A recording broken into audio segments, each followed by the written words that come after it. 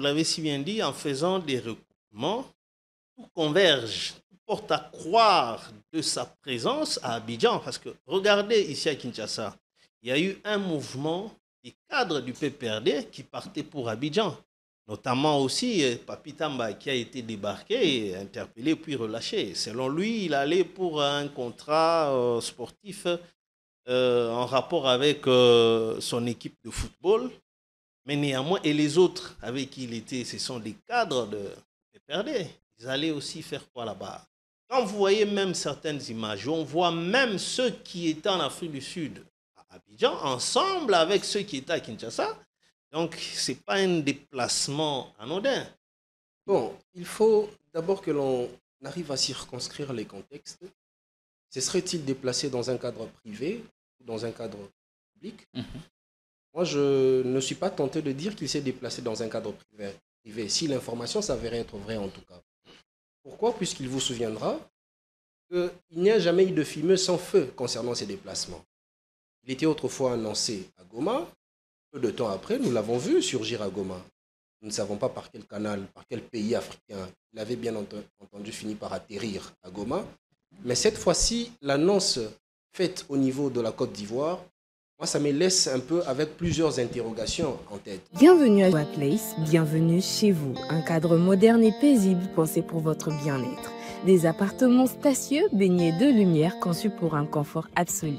Un salon convivial, une cuisine moderne et 3 chambres élégantes pour un quotidien serein. 2 salles de bain raffinées pensées pour votre confort et votre bien-être. Sécurité 24 heures sur 24, parking privé, buanderie, internet offert et électricité garantie jour et nuit grâce à notre générateur de secours de 180 kVA.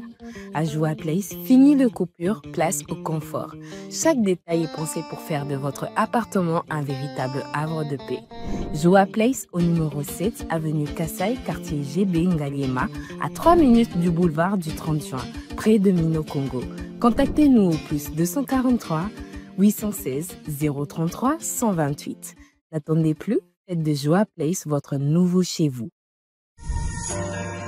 Dans le cadre de la préservation des acquis comme voulu par les présidents de la République, 2024 pour l'inspection générale de finances sera une année de renforcement de la lutte contre la corruption et les antivaleurs dans la gestion publique. Pour ce faire, ce service de contrôle supérieur a lancé 222 points de contrôle dans l'ensemble du territoire national.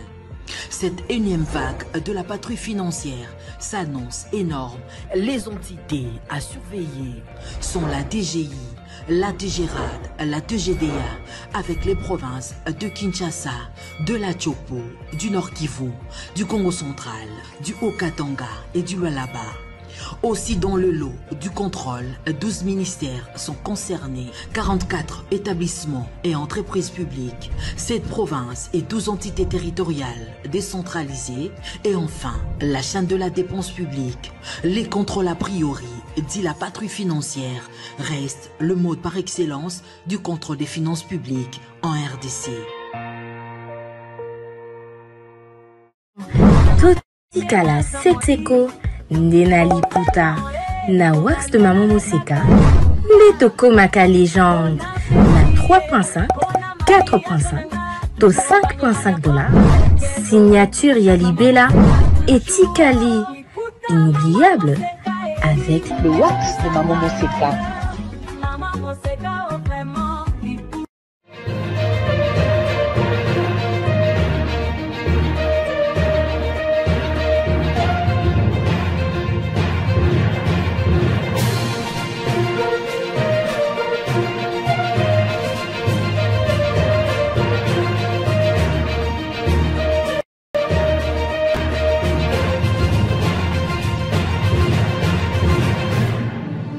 À l'approche d'un gouvernement resserré et d'ouverture, ça se discute et ça se bouscule même dans les antichambres du pouvoir à l'approche de ce gouvernement attendu de surprises qui sont bel et bien attendues. La composition ou du moins la première mouture de ce gouvernement d'ouverture serait déjà disponible face aux attentes pressantes de la population et aux défis que connaît notre pays. Comment ce nouveau gouvernement sera-t-il constitué pour répondre au mieux aux enjeux actuels? Nous en parlons dans un instant, mesdames et messieurs. Merci de nous rejoindre. Vous êtes bien entendu sur Politicon dans Ligne Rouge. Qui affaiblit la République démocratique du Congo? La question vaut son pesant d'or. Est-ce dû à une vision globalement limitée de Congolais eux-mêmes ou l'influence de pays voisins comme le Rwanda et l'Ouganda et les prépondérantes? Ces derniers sont perçus comme des intermédiaires pour le multinational qui, en coulisses, orchestre et tire profit de la situation que connaît la République démocratique du Congo. On en parle dans un instant, mesdames et messieurs, pour cet échange qui sera, nous l'espérons, chaleureux et républicain. Soyez connectés car il y aura beaucoup de choses à dire et de quoi se mettre sous la dent. L'actu, c'est aussi la présence supposée de Joseph Kabila à Abidjan. Pour l'heure, le camp Kabila n'a encore donné l'information. Référant à ce que dit Afrique Intelligence, on nous révèle que Joseph Kabila a foulé ou aurait foulé le sol ivoirien.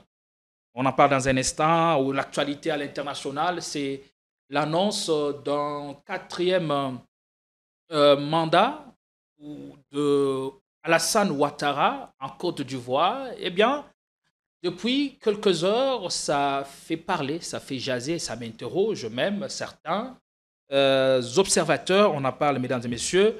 Bienvenue à ces débats. Nous avons l'immense plaisir d'avoir ce matin Guy Roger Fouamba. Vous êtes porte-parole de l'Alliance pour le changement de Jean-Marc Kabound. Soyez les bienvenus. Bonjour. Bonjour, monsieur Gédéon. Merci. Allez, à ma gauche, à votre droite, bien sûr, on a Henri Chimbalanga, l'habitué du plateau, analyste indépendant. Soyez les bienvenus. Merci beaucoup. Je salue tout le monde et je salue aussi Roger. Et voilà. Allez, je pense que vous avez bien serré vos ceintures pour les décollages. Tout à fait. Allez, le débat est ouvert et l'information, c'est aussi les épreuves nationales que passent les élèves finalistes. Une mention importante, c'est que les finalistes dans la province éducationnelle Nord Kivu 1 sont en train de passer leurs épreuves de fin de cycle au niveau des humanités et 22 323 candidats sont entendus, dont 11 319 filles dans la province éducationnelle Nord Kivu 1. Et quand même, c'est un geste à saluer, les efforts conjoints qui ont été menés de sorte que les élèves finalistes puissent passer leurs épreuves nationales dans un environnement aussi instable. Merci, monsieur Gédéon, pour cette question. Et moi, j'ai plutôt peur de ce que ces enfants-là subissent comme choc émotionnel. Vous savez que la préparation des épreuves telles que les examens d'État nécessite un peu plus de concentration que prévu. Au regard de toutes les atrocités qui ont secoué cette partie de la vie, moi, je suis inquiet de l'avenir de ces enfants. Est-ce qu'ils ont eu à préparer ces examens d'État dans de bonnes conditions? Rappelons que ce sont des élèves, rappelons que pour la plupart, ce sont des mineurs qui ont vu de choses tellement atroces que même pour certains adultes, c'est difficile à avaler. Aujourd'hui, on se félicite de ce qui se passe à l'Est en termes de participation ou du taux de participation des élèves. Mais regardez ce qui se passe en Ituri. On ne le dit pas. Il y a quasiment un gap de plus de 200 élèves qui n'ont pas répondu présent à l'appel. Où sont passés ces élèves? Qui ont financé les études de ceux qui sont en train de présenter leurs épreuves? Les parents de ces élèves, seront-ils avec eux pour célébrer ou pour commémorer la réussite ou les succès de ce qu'a été 12 années d'études?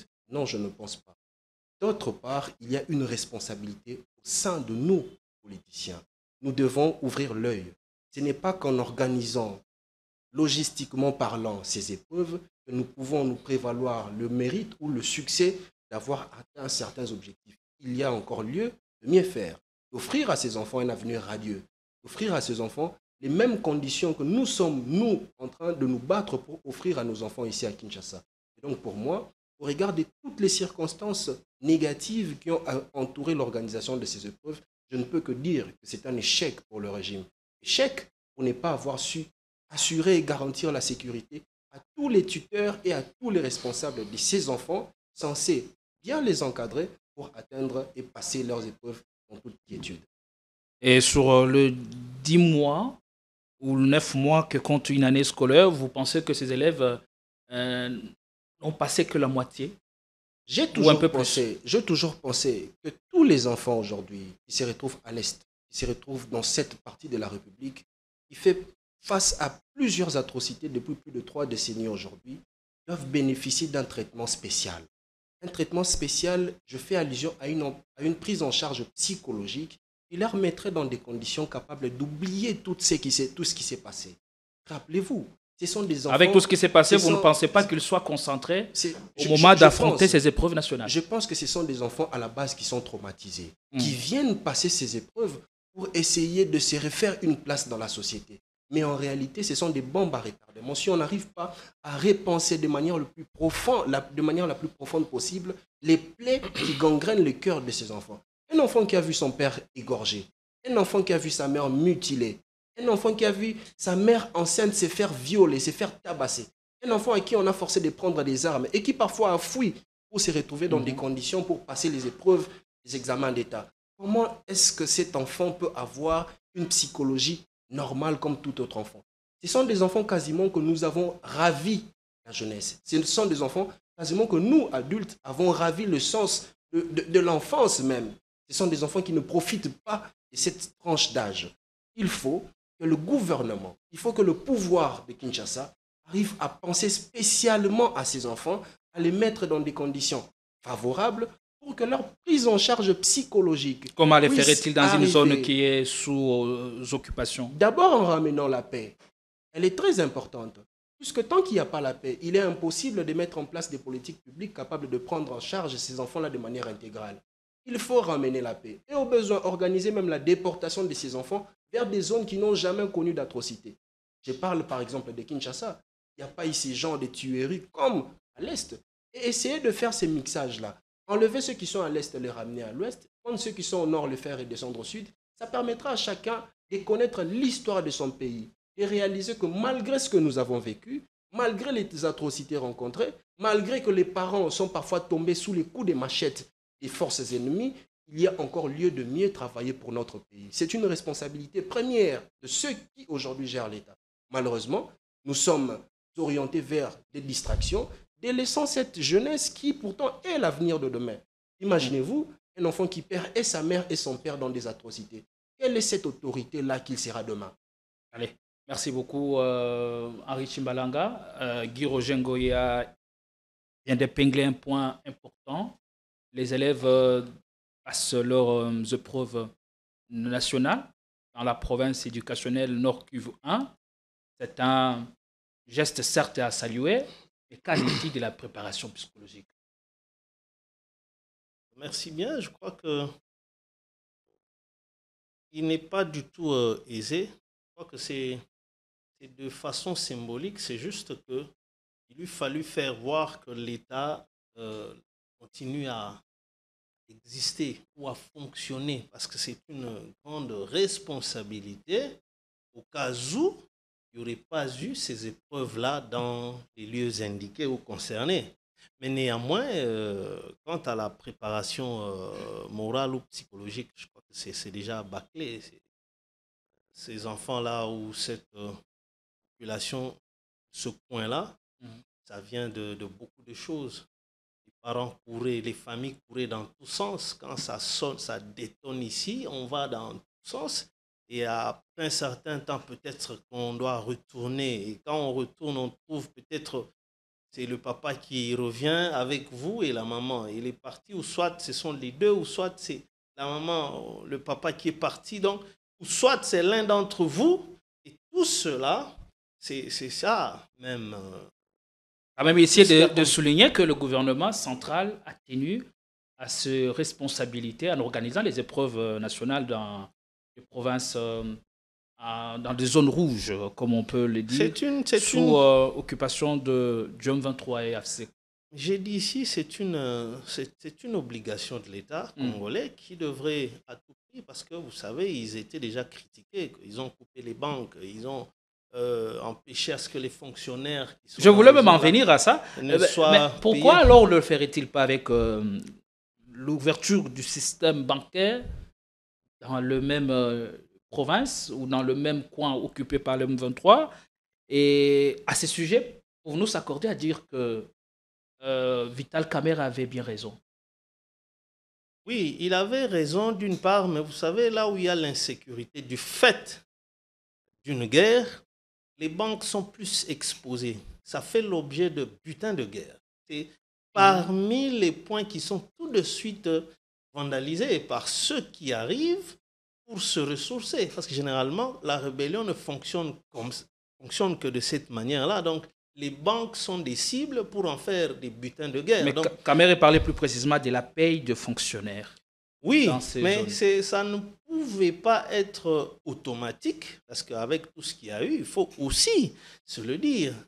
Ce sont des situations trop complexes. Quand on court-circuite le fonctionnement normal de l'État et que les autorités civiles qui étaient là, et même militaires, ont pris fuite, alors je pense que peut-être les fonctionnaires se retrouvent eux seuls.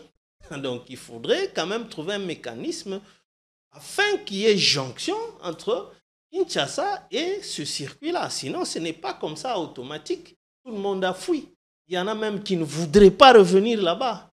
Ils sont partis de là et c'est fini. Trouvez-moi une autre affectation. Je ne peux pas. Suite à ce qu'il aurait vécu et que ça laisse ces images-là fortes. Un mot à ces élèves finalistes dans la province éducationnelle Nord Kivu 1, particulièrement pour ceux qui nous suivent, parce qu'il faut signaler qu'il y a de plus en plus un large public qui nous regarde dans le Nord comme dans le Sud Kivu et qui aime bien nos productions issues à Politico. Je crois qu'il faut les encourager. Et d'ailleurs, il n'y aura pas une certaine rigueur normale, c'est-à-dire, pour eux, on pourra même commencer la délibération à partir de 40%.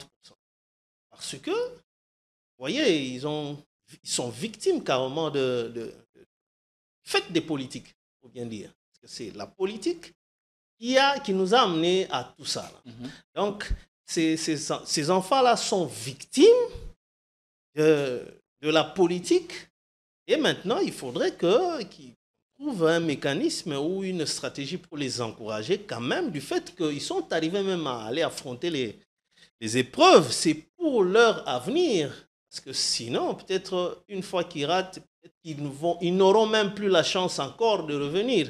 Donc, il faut les encourager et que l'organisateur en tienne compte, parce que la préparation n'a pas été du tout évidente. Plusieurs mois dans ces tourments-là, vous voyez déjà la capacité de ces élèves-là a sensiblement diminué.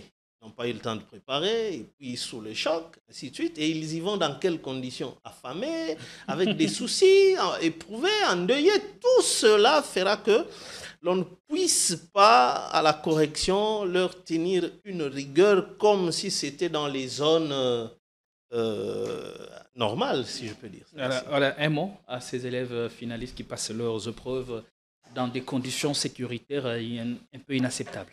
J'ai vraiment beaucoup d'amertume et beaucoup de compassion à leur endroit. Ce sont des jeunes qui ont l'avenir de ce pays entre leurs mains. Beaucoup de résilience, puisque rappelez-vous que la guerre de Kisangani a fait beaucoup de victimes et parmi les rescapés de cette guerre, il y a le ministre Constant Moutama, il y a même l'artiste musicien Alech, qui aujourd'hui, on sent que même dans le quotidien de leur vie, les choses ont changé. Ils ont une autre façon de regarder les choses. À tous ces enfants, aujourd'hui orphelins des pères et des mères, ou parfois même des deux, je ne peux que vous souhaiter beaucoup de courage. Ce pays vous appartient. Vous avez le devoir d'honorer la mémoire de ceux qui sont partis. Partis pas par la volonté du divin, mais partis par la volonté des hommes. Vous avez le devoir de prendre en main le destin de votre pays et de vous lever pour bâtir ce Congo. Allez, beaucoup de résilience. L'actualité, depuis quelques heures, c'est l'annonce de la présence de Joseph Kabila à Abidjan, capitale ivoirienne, où il séjourne pour une mission non encore dévoilée pour l'instant. C'est ce que renseigne le journal Jeune Afrique Intelligence depuis ce 29 juillet 2025. Eh bien, l'annonce de l'arrivée de Joseph Kabila à Abidjan est polémique. Pour ceux qui sont proches de l'ancien président de la République, il s'agit tout simplement d'une fausse rumeur que le Raïs ne séjournerait pas en Abidjan. En faisant le recoupement, en accédant à vos sources, est-ce que pourriez-vous nous affirmer, oui ou non, Joseph Kabila se serait en ce moment à Abidjan?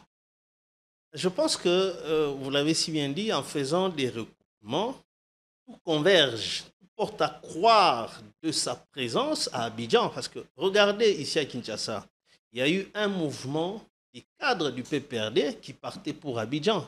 Notamment aussi Papi Tamba qui a été débarqué, interpellé puis relâché. Selon lui, il allait pour un contrat sportif en rapport avec son équipe de football.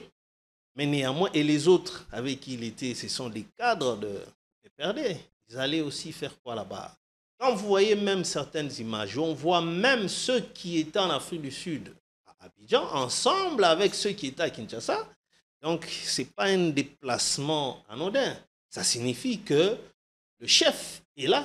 Alors, allons-y pour le voir. Mais néanmoins, ça ne devrait pas faire polémique parce que, après tout, il n'est pas interdit. Il est libre de se déplacer, de voyager. Je ne pense pas que cela soit véritablement ça puisse s'appeler à un débat. Sinon, ce serait comme si on doit lui priver tous les droits, même des droits privés ou humains, jusqu'à ce que ces moindres déplacements puissent faire l'objet de tout ce qu'on peut y accorder. Mais sinon, parce que s'il ne sait pas faire mouvement vers l'intérieur de la RDC, que voulez-vous? Donc, il a un champ libre, voyager partout de par le monde. Sinon, moi, je crois que... Est-ce que pourriez-vous nous circonscrire les contextes dans lesquels il effectue ce déplacement pour la Côte d'Ivoire? Est-ce lié à l'anniversaire de sa charmante épouse Mama Olive Lembe Kabila qui a fêté ses 49 ans d'âge, ou une rencontre privée ou politique? Je pense que c'est privé. On ne doit pas tout politiser parce qu'il n'a pas un terrain où ils peuvent encore se retrouver tous. Parce que la RDC, lui, est fermée. Il a la justice et à la trousse de Joseph Kabila. Visite privée avec ce lieutenant. Mais ils peuvent le trouver où? Le fait qu'il était à Goma, Bukavu, ceux qui sont ici ne savaient pas y aller parce que quand vous y allez, vous ne revenez plus à Kinshasa. Vous restez aussi, vous y allez une fois pour toutes, sinon on vous reprend à la descente au pied de l'avion. Donc, je crois qu'en dehors de Goma, ils ont la facilité d'aller le voir et c'est comme ils revenaient de Goma, c'est une sorte de tenaille, de pince. Il y a beaucoup de choses qui ont été dites à ce sujet-là. Donc, je trouve que c'est tout à fait normal que ces lieutenants jugent que, bon, voilà, ça, c'est une occasion, on peut y aller et personne ne va nous en vouloir. Parce que vous allez dire quoi? Qu'Abidjan, c'est encore un lieu subversif? Je ne pense pas. Donc, moi, je vois ça comme ça, c'est normal. Ils avaient le besoin de le rencontrer depuis qu'il est venu sur Goma. Alors, je trouve ça normal, leur déplacement vers là où ils se retrouvent en dehors de la partie Est. À partir de quand exactement Joseph Kabila aurait quitté la ville de Goma pour Côte d'Ivoire, si l'information venait à être avérée? Il est libre, certes, de se mouvoir.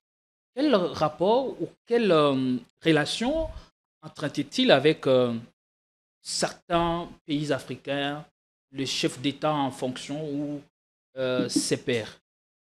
Bon, il faut d'abord que l'on arrive à circonscrire les contextes. Se serait-il déplacé dans un cadre privé ou dans un cadre public? Moi, je ne suis pas tenté de dire qu'il s'est déplacé dans un cadre privé, si l'information s'avérait être vraie en tout cas. Pourquoi? Puisqu'il vous souviendra qu'il n'y a jamais eu de fumée sans feu concernant ces déplacements. Il était autrefois annoncé à Goma. Peu de temps après, nous l'avons vu surgir à Goma. Nous ne savons pas par quel canal, par quel pays africain. Il avait bien entendu fini par atterrir à Goma. Mais cette fois-ci, l'annonce faite au niveau de la Côte d'Ivoire, moi, ça me laisse un peu avec plusieurs interrogations en tête. Lesquelles? Savez-vous très bien que la Côte d'Ivoire aujourd'hui est la plaque tournante de la France quasiment. C'est parmi les dernières bastions de la France. En Et Afrique. vous connaissez très bien le rôle que joue la France en Afrique. Les climats qui vivent ou les climats qui s'entretiennent entre nous, la RDC et la France.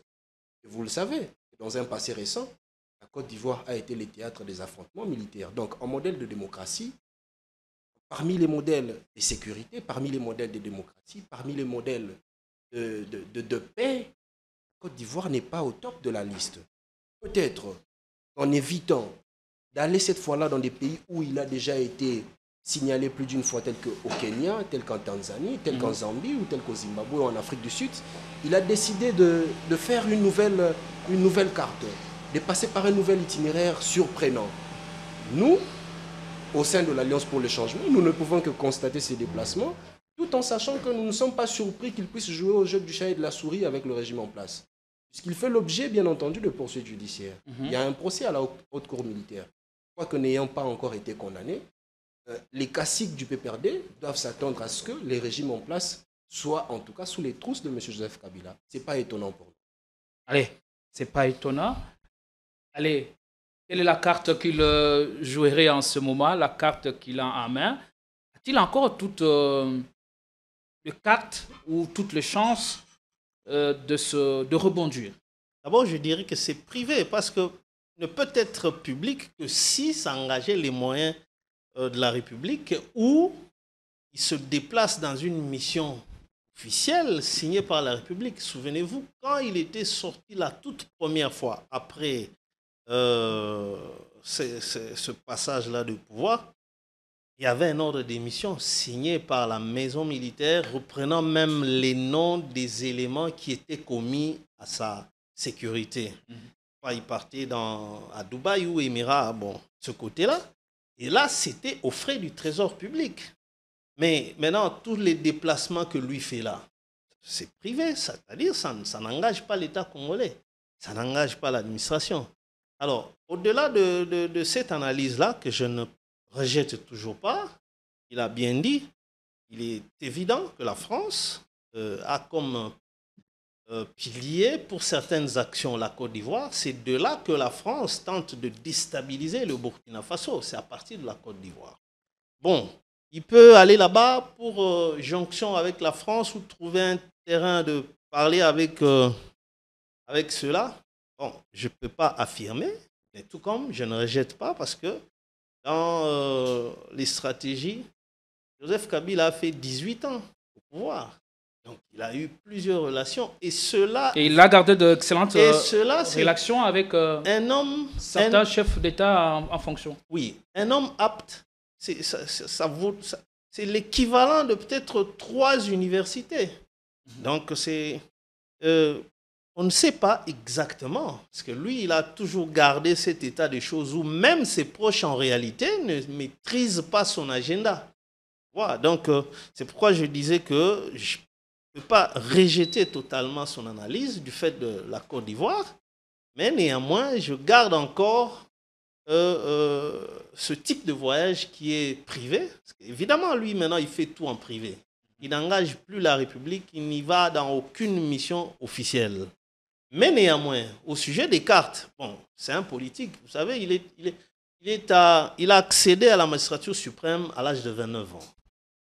Et il quitte moins de 50 ans, il s'en va. Donc, il peut facilement se dire, au regard de tout ce qui se fait, il y a encore des brèches, il y a encore, je peux.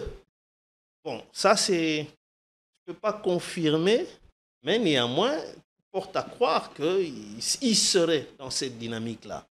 Parce qu'il était là en train de consulter. Qu'est-ce que ça voudrait dire quand on consulte? C'est-à-dire, on pense à répondre. Les consultations que nous aurions données jusqu'à ce jour.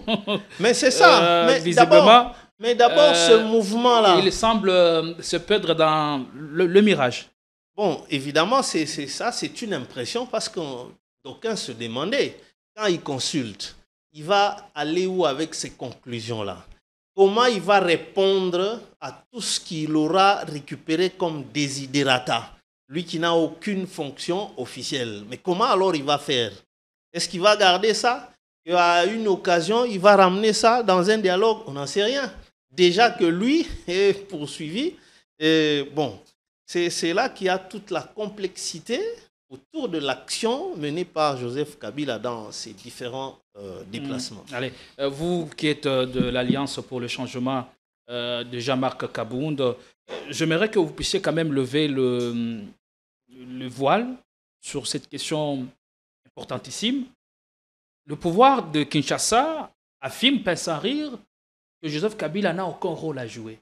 Son sort dépendra justement de ces hommes qui négocient à Doha.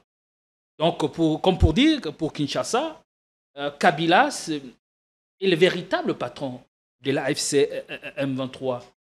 Et vous, de l'Alliance pour le changement, partagez-vous ce point de vue?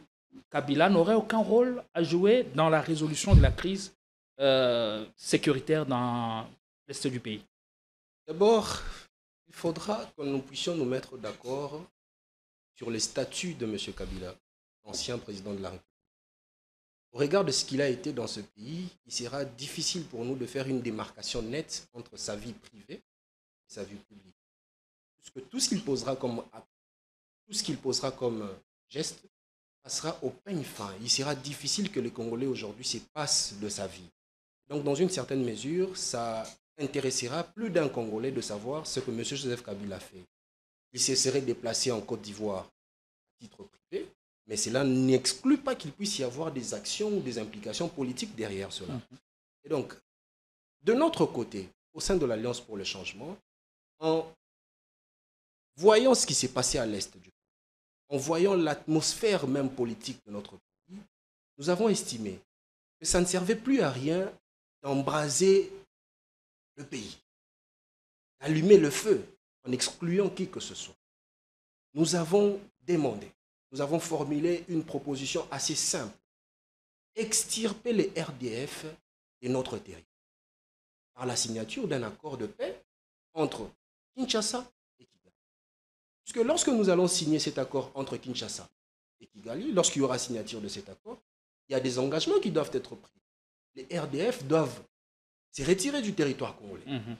Les RDF retirés du territoire congolais, les M23 n'auraient plus un soutien externe. Et donc, ils se retrouveraient seuls. Que constitués de Congolais? Cette fois-là, mais désarmés par le soutien logistique de l'armée rwandaise. Et à ce moment-là, nous les Congolais, nous devons nous retrouver autour d'une table. Une table pour parler des questions purement congolaises. Avec qui? Avec Kabila, dont le rôle peine à être défini, parce qu'il n'est concerné ni par Doha, ni par les consultations des Bérandais, moins encore par les dialogues sous le schéma 5O SCC. On semble lui donner aucun rôle. Ce qu'il ne faut pas oublier, c'est cette tendance à vouloir diviser le peuple congolais qui nous a conduits dans cette situation, dans ce chaos. On ne peut pas vouloir la paix pour notre pays en excluant certains fils de la RDC, en excluant certaines personnes qui ont eu à exercer de hautes fonctions dans ce pays. On ne l'ignore pas. Monsieur Joseph Kabila a dirigé ce pays pendant 18 ans. Il y a des gens qui croient en lui, qu'on le veuille ou non. Il y a des gens qui continuent à le soutenir. Vous pensez aujourd'hui que le Rwanda, qui a été capable de recruter M. Corneille Nangaa ou ses autres acolytes pour mener la rébellion à l'est de notre pays, demain, nous organisons des assises en excluant certains Congolais, en excluant d'autres Congolais, de tous bords ou de tout horizon, Croyez-vous vraiment qu'il n'y aura pas un autre pays qui va se lever demain pour recruter cela? Nous pensons, son rôle serait lequel? A-t-il encore une solution ou une carte à proposer pour sortir de cette impasse sécuritaire? Nous pensons qu'il n'y a aucun homme qui soit providentiel en RDC. Mais seulement, tous les Congolais doivent se retrouver autour d'une table pour discuter.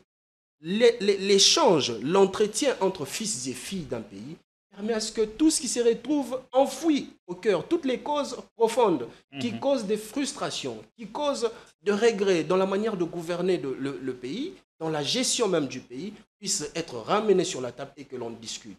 J'ai entendu dire qu'il a eu à faire des consultations.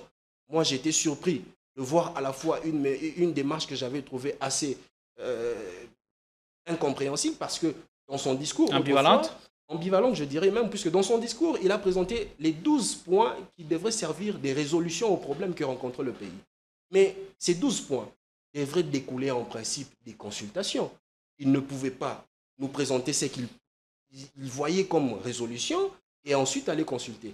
Normalement, il devait d'abord commencer par consulter le peuple, consulter sa base et revenir plus tard pour nous dire que voilà, sur base des consultations que je menais, voici les 12 points que je propose. Donc, dans cette logique, il a eu à proposer son schéma de sortie de crise par rapport à l'expérience qu'il a eue à la tête de notre pays. Cela ne devrait pas suffire pour l'exclure de la table des discussions que nous aurons entre Congolais. Donc, pour dire, les accusations pour l'instant ne nous serviraient absolument à rien.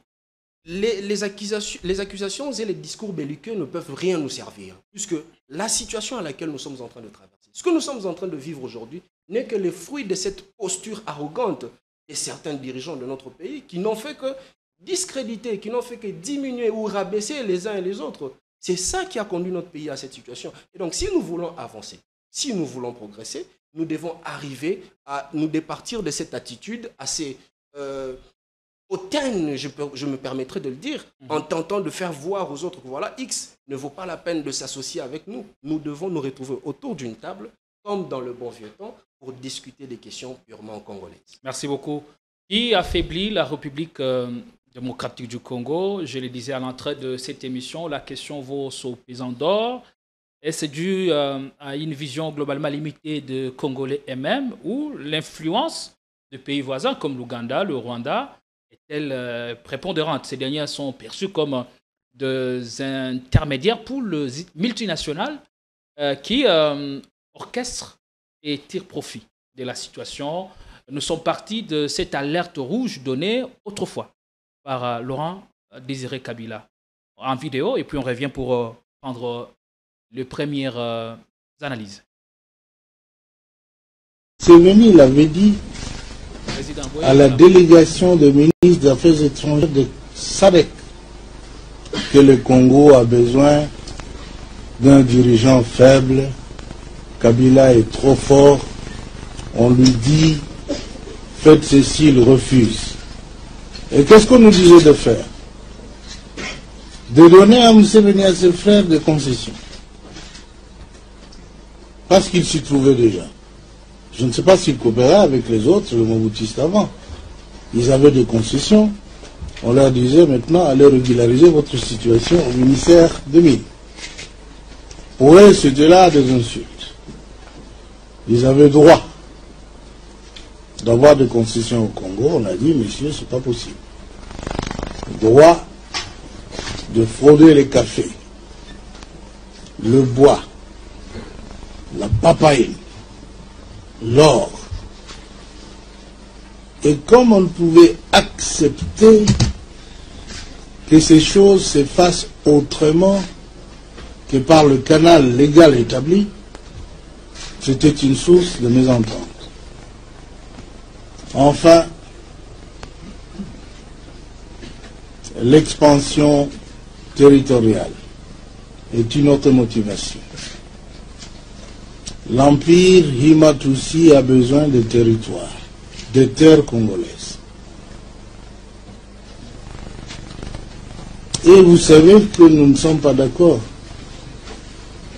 Je viens d'apprendre ici, que vous n'êtes pas d'accord non plus. Alors,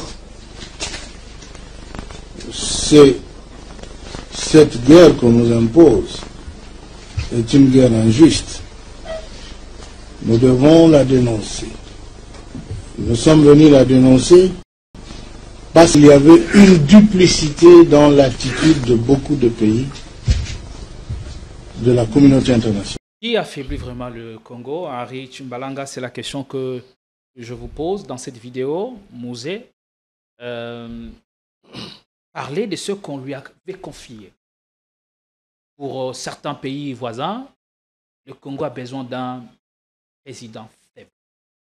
Je dirais que c'est une vision gauche, même pas limitée, mais elle est totalement à côté. Joseph Kabila quitte le pays, quitte le pouvoir, il laisse un pays dans son intégralité et il avait coupé d'abord le pont ou nos relations avec l'Union européenne, avec les Schengen, avec le Rwanda. Alors, Félix Antoine Tshisekedi qui arrive, dans sa vision, il pense que nous sommes isolés. Il reprend tout ce que Kabila avait suspendu. Premier mauvais départ, sinon précipité.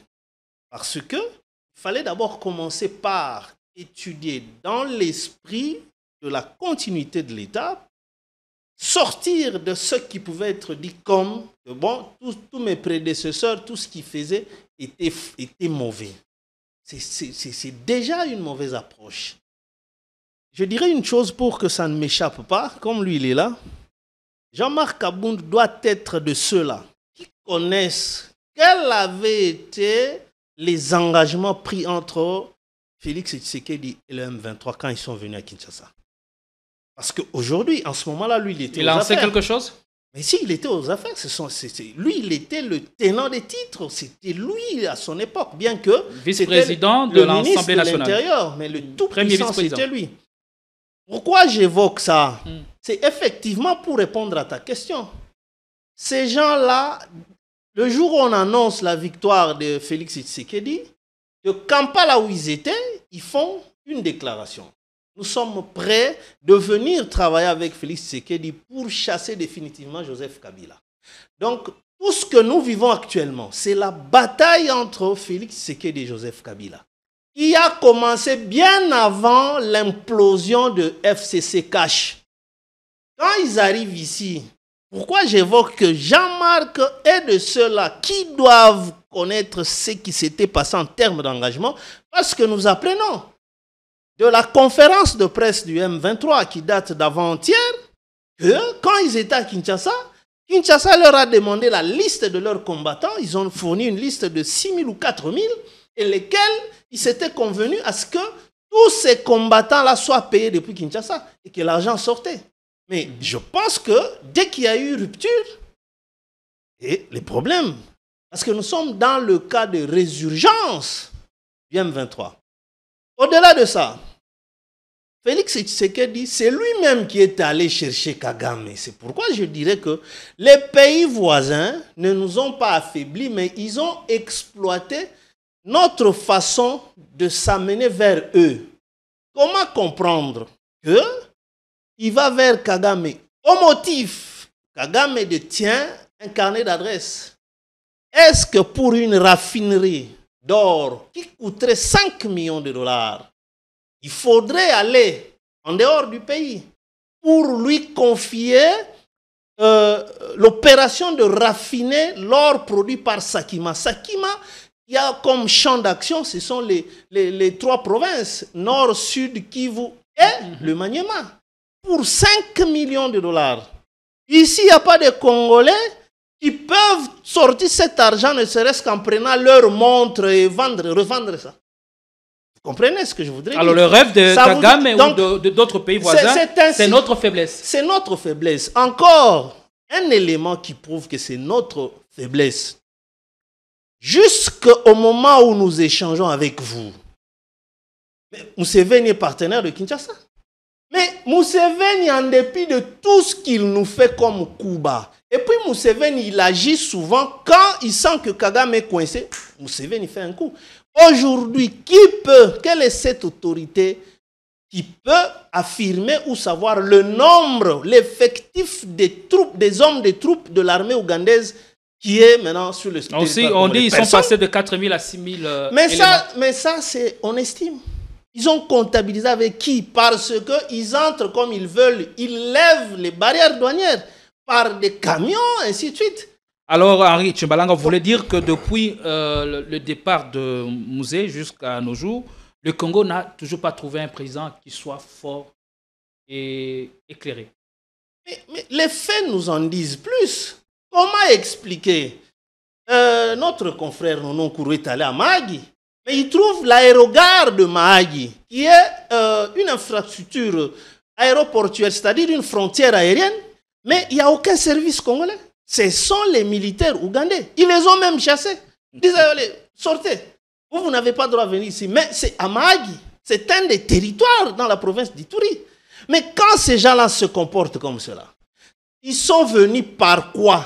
C'est Kinshasa qui est allé les chercher au motif qu'ils sont nos partenaires fiables. Il n'y a aucune loi, Gédéon, qui nous oblige de partager avec les voisins. Trump est là, il partage avec quels voisins? Il chasse tout le monde aux États-Unis, tous les voisins, les Mexicains. Donc c'est un principe qui s'applique au pays. Le Cuba est là toutes ces années ici. Les États-Unis ont déjà partagé avec le Cuba. Mais quand on est faible, on vous l'impose. Mais c'est justement à ce genre de pays. Mais c'est justement que je suis en train de soutenir pourquoi j'ai dit que c'est de notre propre faiblesse.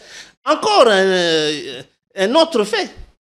Et Trump est là, il est clair, il a dit qu'ils sont venus eux-mêmes me chercher.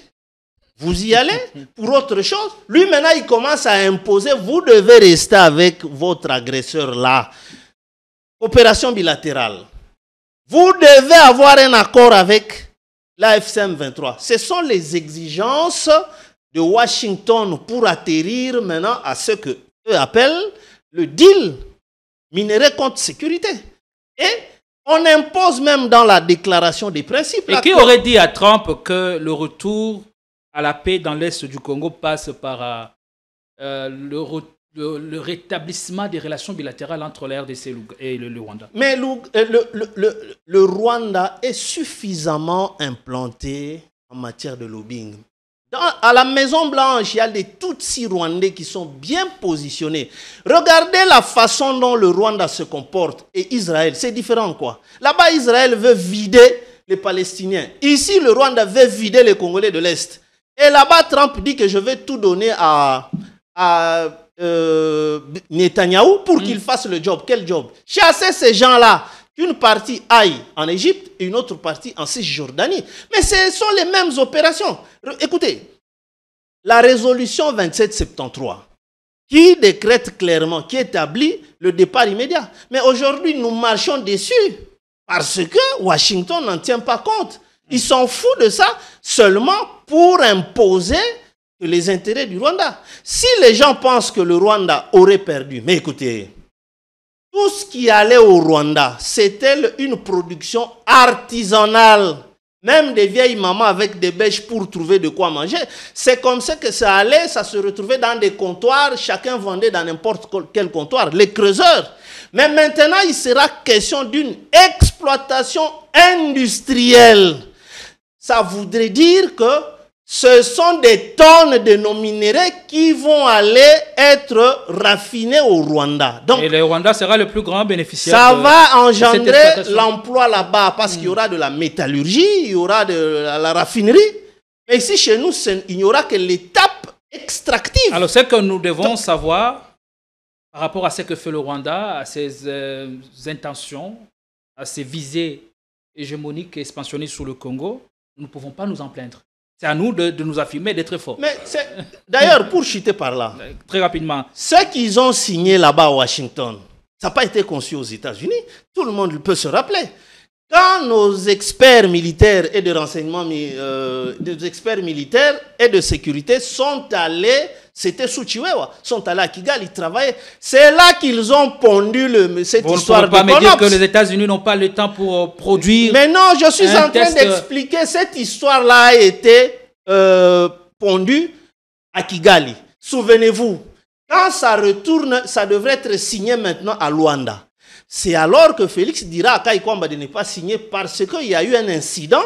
le ministre des Affaires étrangères rwandais qui s'était moqué de notre première ministre qui était en Belgique de passage, que voilà, elle est déconnectée, nous on n'a pas pris l'engagement de se retirer. C'est comme ça que cet incident a fait que Félix Tshisekedi a ordonné à Kaikwamba de ne pas d'abord signer. Mais ce sont les mêmes documents qui ont atterri aux États-Unis par l'entremise de Doha. C'est Doha qui a amené ça là-bas. Or, Doha joue le jeu du Rwanda. Ils ont beaucoup d'investissements au Rwanda et en RDC. Donc, c'est de notre faiblesse que les pays voisins nous déstabilisent. Vous êtes d'accord avec lui sur ce point de vue? Le rêve de l'Ouganda, du Rwanda, c'est notre faiblesse. Et nos faiblesses sont principalement dues à quoi? Qu'est-ce qui explique nos faiblesses? Avant de répondre à cette question, j'aimerais placer une assise par rapport à ce qui venait d'être dit, en tentant, d'une manière aussi subtile que ce soit, lier le président Jean-Marc Abound à ce qu'a été ou à ce qu'a eu à faire l'AFC ou le M23 à l'époque ici à Kinshasa. Le président Jean-Marc Abound, à l'époque, il était premier vice-président à l'Assemblée nationale. Il n'était ni dans l'exécutif, pour moi, le patron de l'Assemblée nationale. Premier vice-président de l'Assemblée nationale, ça sous-entend qu'il avait un supérieur. Lorsque les M23 viennent négocier avec le régime en place, il n'y a aucun document, il n'y a aucune trace qui atteste de la participation du président Jean-Marc Abound à ces assises. Encore aujourd'hui, affirmer haut et fort que le président Jean-Marc Abound en sait quelque chose. Mais il était bien introduit dans très grave. À la cité de l'Union africaine. Il était le bras droit du régime. Je veux vous rappeler. Êtes-vous d'accord? Êtes-vous conscient qu'il ne savait rien de tout ce qui s'est passé? Je veux vous rappeler la petite histoire de notre pays. Lorsque les troupes rwandaises foulent notre sol, nous sommes en 2010-2011, et que le président Joseph Kabila reçoit le coup de fil à l'époque de M. Vital Kamerhe pour lui poser la question de savoir ce qui s'est passé. En tant que président de l'Assemblée nationale, il n'était pas informé que les troupes rwandaises venaient de fouler le sol de la RDC. Quelle était sa réponse? Qu'est-ce qui a conduit à la démission de M. Vital Kamerhe? Est-ce que le cas Vital Kamerhe est celui de Jean-Marc Abound? N'est-il pas le même? C'est pour dire. Lorsqu'on scrute les contextes dans lesquels l'UDPS arrive au pouvoir. C'est pour dire que le président Jean-Marc Abound, de son rang, vous ne pouvez pas les substituer à un homme à tout faire, un homme omniscient. C'était un homme, certes au cœur du pouvoir, mais nous ne dirons pas aujourd'hui qu'il a assisté à toutes les réunions, à toutes les assises avec la FCM 23. Il vous dit, puisque lui-même, M. Félix Tshisekedi a nié qu'il n'avait pas reçu ces gens-là, rejetant la balle à M. Gilbert Kankonde. Aujourd'hui, tenter d'une manière aussi subtile de les lier à ce qui a été fait entre les M23 et M. Félix Tshisekedi, ce serait totalement faire un raccordement frauduleux. Il ne l'élu pas, mais plutôt il dit que Jean-Marc Abound peut être parmi ce ténor du pouvoir qui en savent quelque chose. Pour répondre, j'ai apporté des éclaircissements là-dessus. Pour répondre à votre question, le président Jean-Marc Abound a toujours estimé que c'était une façon assez minimisante de notre part de ne considérer que le Rwanda ou que l'Ouganda comme une menace. Nous avons 9 pays voisins, rappelez-vous. Et en Afrique, nous ne sommes pas le seul pays à avoir 9 pays voisins. Et sur ces 9 pays voisins, dans l'esprit du président Jean-Marc Abound, nous devons considérer ces 9 pays voisins comme 9 ennemis potentiels. Puisqu'avec le Rwanda et avec l'Ouganda, nous arrivons à le voir. Demain, avec l'Angola, ça peut être un problème de frontières. Rappelez-vous, nous avons eu un problème de frontières avec l'Angola. Avec le Congo-Brazzaville, ça peut également être un problème d'expulsion de nos compatriotes qui sont là-bas. Il y a plusieurs de nos compatriotes qui ont perdu la vie au fleuve Congo. Et qu'est-ce que vous préconisez pour contrer les velléités de ces potentiels ennemis qui sont nos voisins? En tant que nation entourée de 9 pays voisins, être consciente intérieurement que pour que l'ennemi qui se retrouve au-delà de nos frontières puisse venir agir, il doit trouver un écho favorable à l'intérieur. Tant que l'intérieur n'est pas assaini, tant que l'intérieur n'est pas suffisamment conscient, pour que nous puissions prendre toutes les mesures nécessaires de sécuriser nos frontières, nous irons de négociation en négociation. Aujourd'hui, nous échangeons les minerais contre la sécurité. Demain, ce sera quoi? Les bois ou le fleuve? Dites-nous, puisque nous avons la guerre de l'eau qui est en train de frapper à nos portes, ça les gens ne voient pas. Demain, qu'est-ce que nous allons faire si nous considérons uniquement le Rwanda comme seul pays agresseur? Mais tous les autres pays, toutes les autres puissances qui voudront avoir des ressources en interne ne vont faire que recruter différentes personnes et venir s'aimer la rébellion à nos portes pour que les fissures se créent et qu'ils pénètrent pour sortir avec les richesses. Donc, nous devons nous-mêmes prendre conscience de ce que nous valons au cœur de l'Afrique. Sécuriser nos frontières, agir comme un pangolin. Agir comme un pangolin. Vous voyez comment est-ce que le pangolin se comporte? Comme le porc-épic également. Lorsqu'il y a une menace extérieure, nous nous replions autour de nous-mêmes. Nous formons un bouclier pour empêcher à ce que l'ennemi puisse pénétrer. Aussi longtemps que nous serons faibles de l'intérieur, n'importe quel pays, le Rwanda aujourd'hui, demain ça pourrait être même le Tahiti, ou l'Haïti même, venir à nos portes. Et donc, dans notre champ d'action, dans notre projet de société, le président Jean-Marc Abound a évoqué la restructuration de l'armée. Nous n'avons pas une armée capable de tenir face à l'ennemi. Nous n'avons pas une armée capable d'agresser même nos voisins. Puisqu'aujourd'hui, nous nous limitons qu'à être à la défensive. Nous finirons par nous essouffler. On parle d'un leadership fort. Est-ce qu'à l'époque de Mobutu, que le Rwanda ou que l'Ouganda considérait comme un président fort, on avait à restructurer l'armée? Avions-nous une armée forte pour faire peur à nos voisins ou encore pour faire taire leur velléité? En 30 secondes. Le système depuis 1960 jusqu'à ce jour a malheureusement mis en place des mécanismes pour que nous puissions avoir des individus forts plutôt qu'avoir des institutions fortes. Nous avons eu un Mobutu tout puissant, mais est-ce que nous avons eu une armée toute puissante? On voyait en Mobutu l'individu capable de mobiliser les forces armées zaïroises pour aller bien entendu. Est-ce que ceci ne se justifie pas d'une certaine mesure? Est-ce que n'avons-nous pas besoin d'un président qui incarne un leadership fort pour rendre aussi des institutions fortes à leur tour? Nous avons besoin d'un leader éclairé, d'un leader capable d'anticiper les événements, d'un leader capable de cerner les causes profondes de ce qui gangrène notre pays aujourd'hui comme problème. M. Jean-Marc Abound a proposé les 6 piliers d'action. Il a proposé l'armée, la réforme de l'armée, la restructuration de l'armée. Il a proposé la réforme de la police. Il a proposé la restructuration des services de sécurité. Il a proposé une diplomatie forte. Il a proposé une justice assez équitable. Tous ces éléments-là qui entrent en combinaison, qui entrent en danse pour que nous puissions avoir un État fort, permettra à ce que, même si Jean-Marc Abound n'est plus président de la République demain, que nous ne puissions pas regretter son passage. Qu'il puisse nous laisser une armée totalement capable de nous défendre, même des décennies après. C'est ce qui manque à la Pour ce faire, il doit commencer par incarner un pouvoir lui-même. Avant il le fait, vous le savez. De donner l'impulsion. Vous savez que quand il était aux affaires, il suffisait juste de voir sa présence pour que tout le monde puisse s'y ranger. Lorsque nous étions en train de faire des tractations pour mettre en place le gouvernement de l'Union sacrée, après la chute du FCC-CACH, vous savez, pour la petite histoire, ce qui s'était passé? Tous les leaders sont venus lors de la discussion sur les ambitions des uns et des autres, après avoir recueilli les propositions de M. Jean-Pierre Bemba, les avis de M. Moïse Katumbi. Il leur a tout de suite dit, mais ce que vous êtes en train de faire, vous êtes venus tuer l'Union sacrée. Tout le monde a eu à revoir ses ambitions à la baisse. Ils sont partis sur un gouvernement inférieur et jusqu'après son départ, vous avez vu comment est-ce que la taille du gouvernement a explosé. Et donc aujourd'hui, nous avons besoin d'une personne à l'image du président Kabound capable d'inspirer les respects, capable de faire respecter l'autorité de l'État. Même à Djokopunda, à Irumu, partout en RDC, que l'on sente que nous avons un homme. Lorsqu'il parle, tout le monde s'allie. Alors, il nous reste 5 minutes. Et je vais donner 2 minutes 2030 à chacun de vous pour chuter. On prend le dernier sujet d'actualité. Si vous avez, il y a des reliquats, allez, dans votre temps d'antenne, vous allez le vider. L'actu ou la grande actualité en ce moment, c'est l'annonce d'un gouvernement resserré et d'ouverture. Ça se discute, ça se bouscule même dans certaines antichambres du pouvoir. La composition, ou du moins la première mouture, serait déjà disponible à en croire certaines indiscrétions. Allez, je m'en vais avec la complicité de la régie pendant cette vidéo de Augustin Kabouya. C'est que l'un des députés de l'UDPS a déclaré à la permanence du 10e rue. Pour qu'on bébissa image ya UDPS.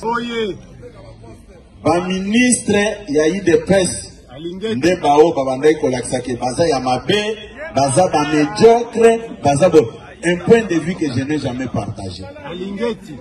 Boza kona nanga malamu.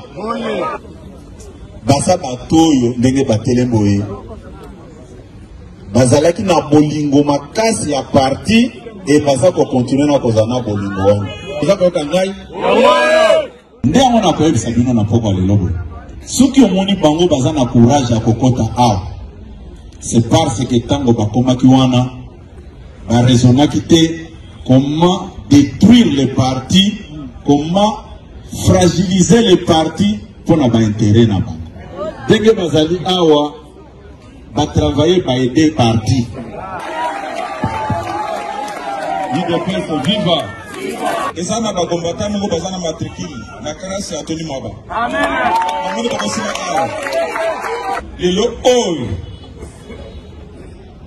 Je ne peux pas aller au-delà de ça. Ma guerre m'a récupéré PST. IDPS viva! Viva! Au sonoli! IDPS viva! Vous avez raison! Bon, Toyo Kana malade. Toyo Kana. C'est un député, national, pourquoi le Bibongo. Gouvernement resserré d'ouverture comme le chef de l'État l'a annoncé le vendredi dernier lors de la réunion du Conseil de ministres. Oui, ça s'ajoute. Première question, puis vous allez réagir à cette vidéo.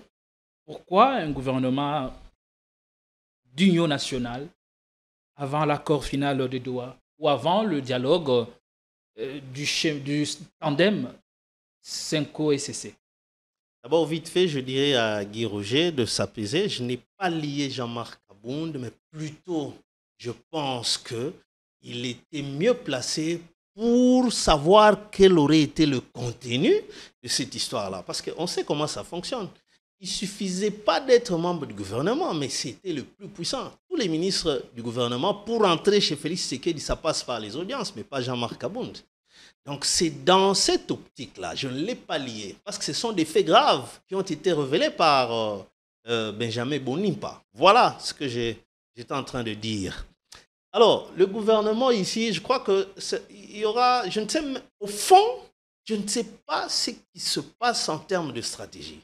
Là-bas à Doha, ils venaient de signer parmi les mesures de confiance, ce qu'ils ont signé là, ça projette... Ça a expiré depuis le 29, gouvernement. Depuis hier. Et d'ailleurs, d'ici là, ils devraient retourner. Parce que, selon Bonipa, on ne retourne pas à Doha si il n'y a pas encore application des mesures de confiance. Mais au-delà de ça, qu'est-ce qu'ils disent? La restauration de l'autorité de l'État ne va pas se faire avec le gouvernement tel qu'il a à Kinshasa. Ce sera avec un gouvernement dans lequel nous, AFCM 23, on aura un rôle clé à jouer. Ça signifie qu'il y aura une fusion, il y aura un gouvernement. C'est-à-dire, pourquoi, pendant qu'ils savent qu'ils ont pris cet engagement-là, il va les amener à ce gouvernement-là avec l'AFCM 23, mais projeter un autre gouvernement ce jour-ci. Il y a précipitation? C'est là que je vois que je ne sais pas au juste c'est quel type de stratégie. Est-ce juste pour faire voir que nous continuons à vivre? On ne peut pas attendre ou faire comme si maintenant l'État est mort. On continue à vivre. Parce qu'en réalité, avec le timing qui leur est imposé par Washington, ben, ils devraient se retrouver, je crois, c'est à moins que je ne me trompe de date, le 8. Hein. Alors dites-moi, à quel moment ils vont composer le gouvernement et le temps d'installation, mais alors que la signature de Doha risque d'intervenir avant. N'oublions pas que ces gens-là sont maintenant dans une autre logique de talk and fight. Ils continuent, ils ont pris maintenant, je crois, depuis le week-end jusqu'à ce jour, un total de 6 autres localités à l'issue des combats intenses avec les Wazalendo. C'est pour dire que nous devenons encore plus puissants pour imposer nos revendications. Vous êtes là à attendre, faites votre gouvernement, ça devient une distraction ici, mais là-bas, ça chauffe. Donc, quand ils vont encore se retrouver, ces gens-là auront beaucoup plus de choses à mettre sur la table. Vous voulez récupérer ceci. Mais voilà, il y en a maintenant beaucoup. C'est nous maintenant qui demandons ceci. Le gouvernement là, vous nous donnez telle position, tel ministère. Mais alors, qu'est-ce qui va se passer avec ceux qui se précipitent à dire que Tony Moussi, c'est qui là? Maker a récupéré les PST. Des Kabilistes et Katumbis qui sont annoncés d'intégrer le prochain gouvernement. Tout cela, ce sont des précipitations qui ne tiennent pas route par rapport à ce qui va se passer à Doha. Il serait mieux d'attendre d'abord la conclusion de Doha. Et c'est alors qu'ils pourront maintenant projeter dans l'ensemble, voir dans quelle mesure qu'il y ait dialogue, ainsi de suite. Le dialogue est important. On parlait ici l'autre fois du rôle que peut jouer Joseph Kabila. Ce n'est pas un moindre. Guy l'a dit, il est vrai, il y a beaucoup de gens qui continuent à croire en lui. Et surtout, c'est cette vision, depuis 2019, qui a fait que les gens ont commencé encore à croire en Joseph Kabila, comme pour dire, ah, on avait cru que lui, il était médiocre. Et on a l'impression de voir que ce n'est pas du tout ça. Mais s'il y a eu des ministres qui se sont révélés incompétents, attentistes, sans énergie, sans action le gouvernement remarquable, pourquoi ne pas le remanier ou apporter une sorte de souffle à la machine? Le gouvernement, c'est un lieu où seules les compétences. Parce qu'un ministre a l'obligation des résultats. Bon, maintenant, il faut remplacer pour reprendre que les mêmes que nous avions vus ici, qui étaient là, qui sont partis de là sans résultat. Alors bon, moi je pense qu'il faut échelonner selon l'importance des étapes. Doha va effacer ce qu'il y aura comme, même s'ils nommaient aujourd'hui, et demain ils vont retourner là-bas. Je rappelle ici que Doha, c'est Félix Tshisekedi qui négocie avec l'AFC M23. Parce que si tout membre n'est pas membre du gouvernement, il est le haut représentant du président Félix Tshisekedi. Ça voudrait dire qu'il n'y a pas mieux qui puisse représenter mais Félix Tshisekedi. Mais le gouvernement a son œil là-bas avec mais celui-là n'était pas... Sabani qui y est en tant qu'observateur. Il n'avait pas pris parole. Ils sont allés là-bas comme observateurs, ça se dit très clairement. Mais c'est lui qui a même signé, c'est Sitou Mambou. Ça voudrait dire que c'est Félix Tshisekedi.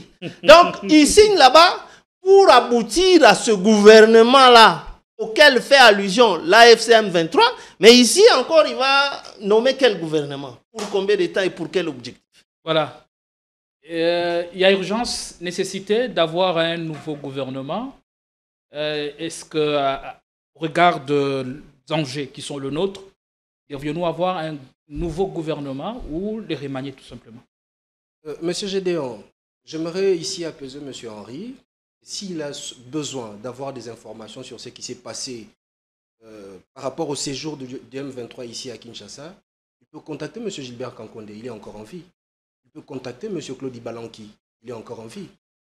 Toujours revenir sur M. Kabound par rapport à cet épisode en tout cas, je trouve en tout cas c'est faire une fausse route. C'était des acteurs importants à l'époque. Alors j'étais en train de dire que Kabound n'était pas n'importe qui. Par rapport au dialogue, par rapport au gouvernement, l'urgence maintenant qui secoue notre pays, c'est la paix.